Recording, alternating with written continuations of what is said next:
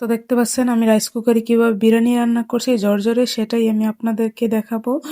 চলুন ভিডিওটা দেখা যাক। তো দেখুন আমি প্রথমে পেঁয়াজ কুচি নিয়ে নিয়েছি দারচিনি এলাচ সমস্ত মশলাগুলো নিয়ে নিয়েছি, লবণ নিয়ে নিয়েছি, জিরার গুঁড়ো আর নিয়ে নিয়েছি আমি দেখুন সমস্ত মশলা অ্যাড করে নিয়েছি। তাই এখানে নিয়ে নিয়েছি 1.5 কেজির উপরে মাংস। তাই এগুলো এখন আমি রাইস কুকারের মধ্যে দিয়ে দেব। তো দেখতে পাচ্ছেন মাংসগুলোকে এখন আমি কুকারে দিয়ে দিচ্ছি। আগে এগুলো সম্পূর্ণ মাংসগুলো ধুয়ে পরিষ্কার করে নিয়েছিলাম, তো মাংসগুলোকে এখন আমি দিয়ে দিয়েছি। তো এগুলোর সাথে এখন আমি পেঁয়াজ কুচি দিয়ে দিচ্ছি। তো দেখতে পাচ্ছেন পেঁয়াজ কুচি দিয়ে দিলাম আদা রসুন বাটা একসাথে। তো দেখতে পাচ্ছেন দিয়ে দিছি দারচিনি এলাচ মশলাগুলো সম্পূর্ণ, দিয়ে দিলাম লবণ আর জিরার গুঁড়ো।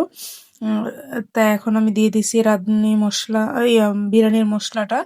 তো বিরিয়ানি মশলাটা দিয়ে এখন আমি দিয়ে দিছি তেল, 1 কাপ পরিমাণ তেল দিয়ে দিলাম। তা তেলটাকে দিয়ে এখন আমি এটাকে ভালো করে হাত দিয়ে মেখে নেব। তো দেখতে পাচ্ছেন আমি ভালো করে মাখিয়ে নিচ্ছি। যেহেতু বিরিয়ানি রান্না করব তাই মাংসটাকে একটু ম্যারিনেট করে রাখার জন্য মাখিয়ে নিচ্ছি।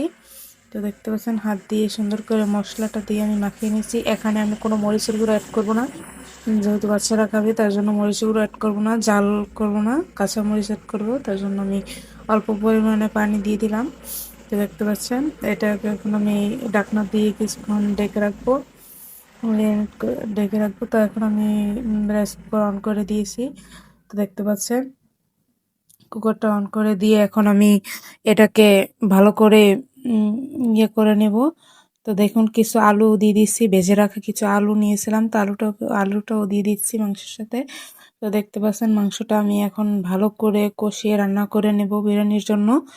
তো দেখতে থাকুন। দেখুন আমি বিরিয়ানির জন্য মাংসটা রান্না করে নিয়েছি। তো এটার মধ্যে পানি দিল, তার জন্য আমি পোলাও চাউলটা এটার সাথেই দিয়ে দিলাম।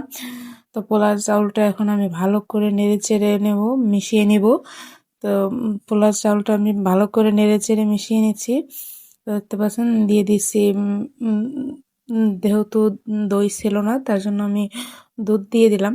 তো দেখতে পাচ্ছেন এখন আমি দিয়ে দিলাম ঘি, কারণ ঘিটা আমি এখনই দেবো যেহেতু বিরিয়ানি রান্না করব যাতে ঝরঝরে হয়। তো তার জন্য তাও আমি 1 কাপ পরিমাণ পানি দিয়ে দিচ্ছি আবারও, যাতে ভালো করে সিদ্ধ হয় চালটা।